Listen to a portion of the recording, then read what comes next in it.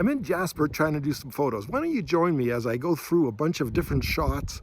I've got a bunch of black and white film. I've got some FP4 I'm finishing off. I've got Delta 100. I've got Kentmere 200. I've even got some of that monochrome or whatever that is that Ilford makes. I've got one roll of that. I'm up in the mountains. I'm shooting mostly with a Hasselblad, a bit with the Leica. Just having a great time. It is so quiet and peaceful in the park. I'm literally the only person around, and it's just been wonderful. So why don't you join me as we kind of tour around Jasper, taking some black and white photos. So I was traveling through Alberta. I was in Alberta for 2 weeks, but I wasn't shooting every day. But I was in the mountains for a while, and I think I got some nice photos. And now that I'm home and I've developed the film, 30 plus rolls, and I've made some nice prints, proof prints, scan those in so we can kind of take a look at them. There's kind of characteristics that I've learned that I see now as I look at everything. There were mountain range photos. So mountain range photos I think of as kind of like this sweeping landscape of a group of mountains. Maybe they're in beautiful light. That would certainly be the goal. I shot some of those, but overall I don't find them to be my best pictures. There's just too much empty space in the foreground. I didn't find beautiful rivers and cascading waterfalls. I didn't find that. Might be there, but I didn't find it. What I found was beautiful sun on the snow peaks. But if the sun hasn't worked its way down the peak yet, now you drop into shadow. And those shadows go pretty dark for a bunch of reasons. First off, they're in the shadow, so there's a contrast between the sun and the shadow. Then they're in trees. There's trees there at the tree line, so those are darker. And because of the forest fires, a lot of those trees are burnt out black. So you've got beautiful snow on the peaks, but then you've got these black foreground just shapes. There's not even any detail in there.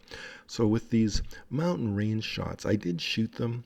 They were beautiful when I was there, but I don't think they print as strongly as some of the other shots. I feel I like the gnarly peaks more than the panorama views. Now I did shoot a lot of peaks, this like pyramid mountain with some trees in the foreground, kind of a classic composition. Again, the shapes of the trees, no detail in them. I'm already overexposing. I don't know how much more I could have overexposed. And I kind of found with a lot of the shots, I was using a lower aperture and gave me a longer shutter speed, and there seems to be some kind of motion blur. Now, I was using a big tripod. Everything's kind of locked down, pre-firing the mirror, but I just found with those longer shutter speeds, I didn't get the sharpness that I was looking for. I think I was better off the days where I was shooting a little more wide open, maybe one stop down from maximum, and a higher shutter speed, just because of wind and just because of motion on the camera. But overall, things worked well, but there's some shots I would have thought would have been sharper. Now the shots a little bit wider with the beautiful mountain and the river. I mean, we've all seen great shots like that, but they didn't really, really work. I couldn't get the river to work like I wanted. First off, the rivers were covered with ice, and then there was debris on the ice, and the ice isn't really clean looking. So you've got, the beautiful peaks with the snow on them, and then you've got that line across of black trees, and then you've got the river, and the river is covered in ice. So I think there's photos there that I didn't get, and I tried in a number of different situations, and I really, out of those situations, the ones I thought were better were the ones where I was in a little tighter and maybe didn't have as much river. Overall, I was chasing light, and I would get up early, and the light would be coming on the mountains and be right at the tip of the mountain, and it would work its way down. And in black and white, with the dark trees in the shadow, and some of them were burnt out, I just found that you didn't get enough of a picture. There was too much empty space where the shadow line was. So I like the peaks with the snow. They're magnificent. I printed those as nice as I could. But if you've got too much negative space, I just found it was just too empty. Shadow, trees burnt compared to the beautiful lighting on the mountains.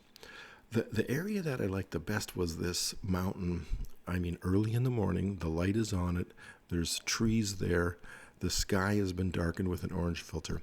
I think these are probably the strongest pictures that are in this little group that I'm showing. You know, beautiful mountain range, a texture on it because of how the light angle is. I just thought it was beautiful, and it was magnificent, just magnificent to be standing there looking at it. So overall, I learned a lot. You don't really get the full lesson till you're back at home looking at the prints. I mean, you're trying things in the field. I'm doing little videos to keep my notes in the field. But in conclusion, now that I'm at home, I think I would do things a little bit differently. I shot FP4, I shot Delta 100, and I shot Kentmere 200. I would probably shoot more Kentmere 200. I could use that extra stop, I felt. That's one thing. I tried different filters, experimenting with different filters. You know what? If you just had to go with one, I'd go with an orange and sometimes a red. So good to experiment, but in the end, those would be conclusions that I would draw. And I kind of knew that from before. Make sure you're using a cable release. Make sure you're locking the mirror up or pre-firing the mirror. You know, use the heavy tripod. Try to get it out of the wind. So a great trip. I loved it so much I'm going back. I'm going to go back later this month. So we're now mid-May. At the end of the month, I'm going to go back. I'm going to go back out west. I loved it. I've learned some lessons. Now I'm going to go and do some more.